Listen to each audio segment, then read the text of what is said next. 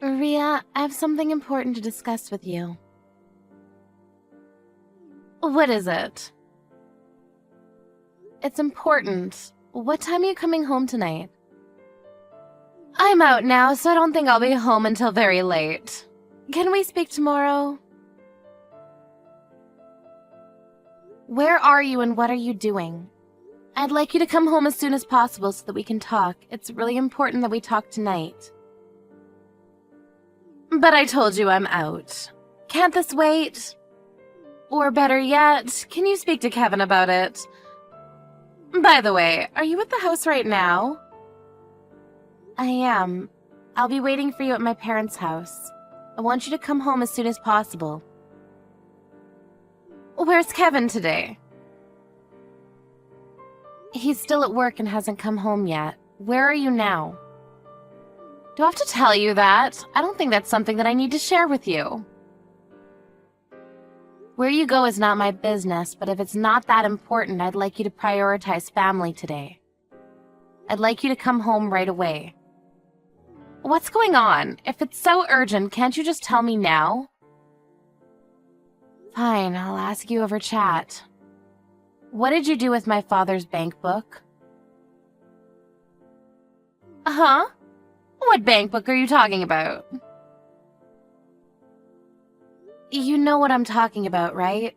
The fact that you're lying about it means that you're guilty. I was shocked to find out what you did, and used all of his money without asking for permission. I have no idea what you're talking about. You're being ludicrous. Can you ask Kevin about it? Don't involve Kevin. We know that you did it on your own. If you're not going to confess, we could just report it to the police. Is that a threat?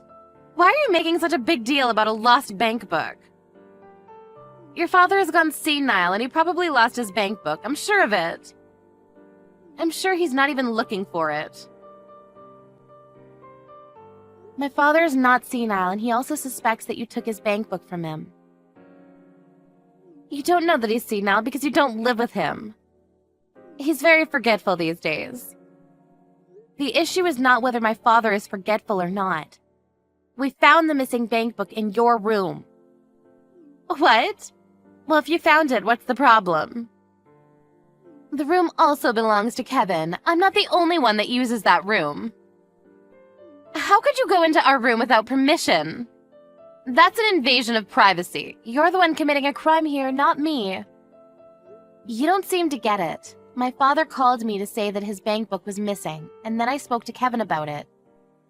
So you already spoke to Kevin then? If you already got in touch with him, why get in touch with me too? Kevin gave me permission to go into your room. Well, I certainly didn't give you permission to go through my stuff. And I found the missing bank book in one of the drawers. You took the bank book that had the most money in it, and I saw that you had taken all the money out. What did you do with the money? Why are you asking me? I don't know. I'm sure that your father used the money for something and forgot about it. Either way, this has nothing to do with me. I see. If that's how you're going to play it. My father is clearly in distress because of what you did to him. You used up all the money that he had saved for his post-retirement. How many times do I have to tell you? It wasn't me! Don't blame me. You don't have any proof. You need to calm down. I think you're the one that needs to calm down. The way you write your chats isn't a style that is used by most people in their 30s. You need to grow up a little. My friends tell me that I sound young for my age. I'm sure that they're complimenting me. I don't think they're complimenting you. You committed a crime. Even if you're married to my brother, it's a crime if you take a family member's money without their consent. Why do you think I did it? It wasn't me. Who else could it be? This is serious. You committed a crime. I went to the bank with my father. They told us that a woman had come into the bank several times with my father's bank seal and taken out money from the account. They showed me that person's signature and it was your name on the papers. Oh, so you know then. I didn't think the bank would show the signed papers to anyone. Don't they know what client confidentiality means? Well, the account belongs to my father, so I think he has every right to know who took money from his account. What did you use the money for? Why do I need to tell you that? Your father lives on his own, and it's not like he needed the money for anything. He doesn't have to provide for your mother anymore, and Kevin pays some money to your father as rent, so he won't miss any of the money that I spent. It's not like he can take the money with him when he dies. I was just helping him to make good use of his money. You're not making any sense to me. What I mean is there's no point in having all this money if you're not going to use it. Your father should be thanking me for using his money.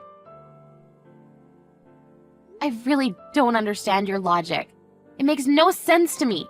You committed a serious crime and I'm going to report it to the police. But this is a family matter. Why do you need to bring the police into this? I live under the same roof as your father, so his things are mine and my things are his. It's okay to share because we're family. The police won't take this seriously. Considering the amount that you stole, this is a big deal. I think that it makes sense to involve the police because my father never agreed to give you his money. I've already spoken to Kevin about this. Well, I'm sure that Kevin can pay back your father from his salary. It's not a big deal.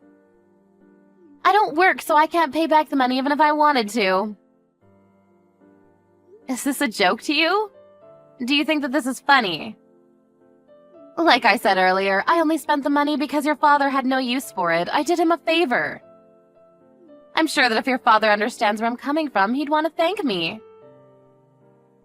So you have no remorse for what you did. You stole money and you have the nerve to say that you did something good? You're unbelievable, you know that?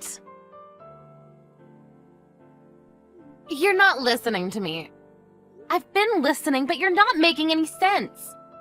And my father tells me that you're always out and never at the house. If you don't work, what do you do all day? That's not something that I need to share with you. You don't help with the chores at all, so my father's been taking care of the house on his own. You don't even cook for my father or Kevin. They eat takeout every night. Do you even care about their health? Do I have to prepare the meals by myself? I buy their dinner and leave it on the table so they can eat it when they like. What's the problem here? I had no idea that you and your father were saying mean things about me behind my back. I'm very hurt. I know that you're at the casino right now. What? I know that you have a gambling addiction. Kevin told me about it, and he also told me that you promised that you'd stop gambling when you guys got engaged. Kevin believes that you've been keeping your promise to him, but if he knew that you were at the casino right now, what would he think of you? What casino are you at? Fine, I won't deny it. I'm at the casino. I didn't win any money today, so I'm taking a break and chatting with you. You're delusional. Kevin is also crazy for falling in love with you. You were his first serious girlfriend, so he didn't know any better. Kevin loves me for who I am. Kevin has agreed to take this matter to the police. I'm sure that Kevin will talk to you after he gets off work, but he wants to divorce you. So you should be prepared for that. Huh? A divorce? Kevin would never leave me. He loves me too much. I don't think that Kevin feels the same way. What? Kevin did love you very much, but when he found out that you stole his father's money, he was shocked to see the least. And if he finds out that you're still gambling, basically he married a liar. So you used our father's hard-earned money on gambling. It's unforgivable. Look, I haven't spoken to Kevin yet, and you're putting words in his mouth. I'm going to clear the air with Kevin when I see him later. You can say what you want, but I won't believe a word that comes out of your mouth. Right back at you. Yeah, whatever. You can make up all the excuses that you want, but I won't believe a word that you say to me. The only thing I ask is that you return the money that you stole and that you move out of the house. I never want to see your face again. I live there. You can't kick me out of my own house. We can't let you back into the house. You might steal something. I'm going to stay with my father and Kevin tonight, so if you want to try to come home, I won't let you in. Why don't you sleep outside, you ungrateful bitch?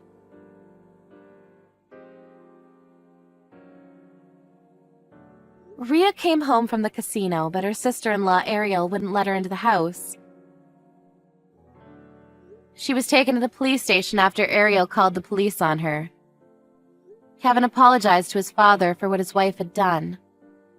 After a family discussion, Kevin decided to divorce Rhea and report the stealing of his father's money to the police.